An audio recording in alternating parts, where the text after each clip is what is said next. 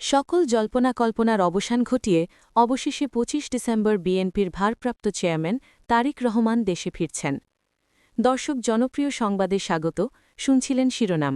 আমাদের সহকর্মী শিউলি বাহারের তথ্য ও ভিডিও চিত্রে এবার বিস্তারিত। আপনাদের সাথে আছি আমি সাবিনা আফরিন।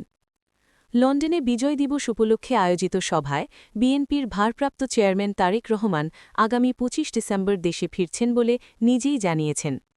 মঙ্গলবার ১৬ ডিসেম্বর লন্ডনে যুক্তরাজ্য বিএনপি আয়োজিত সভায় বিএনপির ভারপ্রাপ্ত চেয়ারম্যান বলেন, প্রিয় ভাই ও বোনেরা, আপনাদের সাথে আমি দীর্ঘ ১৮ বছর ছিলাম।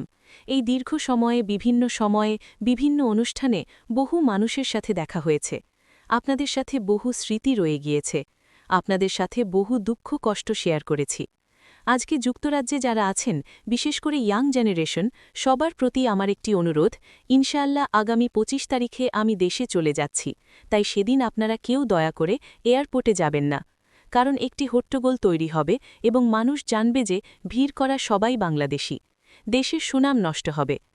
তারেক রহমান জোর দিয়ে বলেন, যারা সেদিন এয়ারপোর্টে যাবেন না, আমি ধরে নেব তারা দল ও সর্বোপরি দেশের সম্মানের প্রতি মর্যাদা রেখেছেন।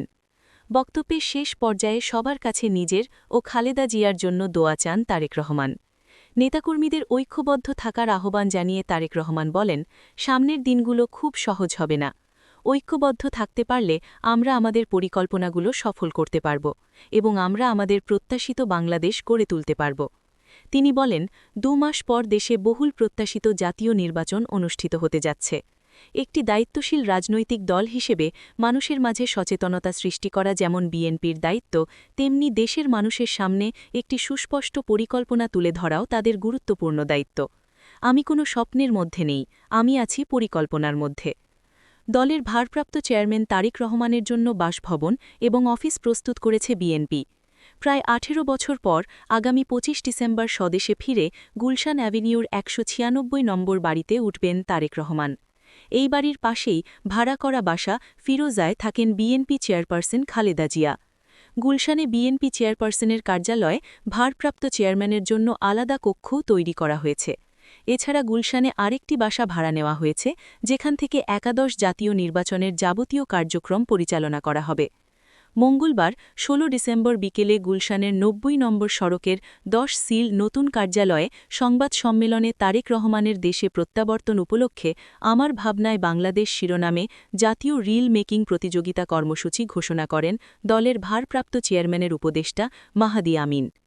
আগামী ২৫ ডিসেম্বর ঢাকায় ফিরছেন তারেক রহমান। তার সঙ্গে মেয়ে জাইমা রহমানও থাকছেন। দলের শীর্ষ নেতার আগমন উপলক্ষে বিএনপি ব্যাপক প্রস্তুতি গ্রহণ করেছে। ২৫ তারিখ হযরত শাহজালাল আন্তর্জাতিক বিমানবন্দরে এসে পৌঁছলে তাকে নেতাকর্মীরা সম্বর্ধনা জানাতে উপস্থিত থাকবেন। দর্শক, দেশ ও বিদেশের সর্বশেষ সংবাদ জানতে লাইক, কমেন্ট ও শেয়ার দিয়ে আমাদের সঙ্গে থাকুন। ছিলাম জনপ্রিয় সংবাদে। আমাদের সাথে থাকার জন্য ধন্যবাদ।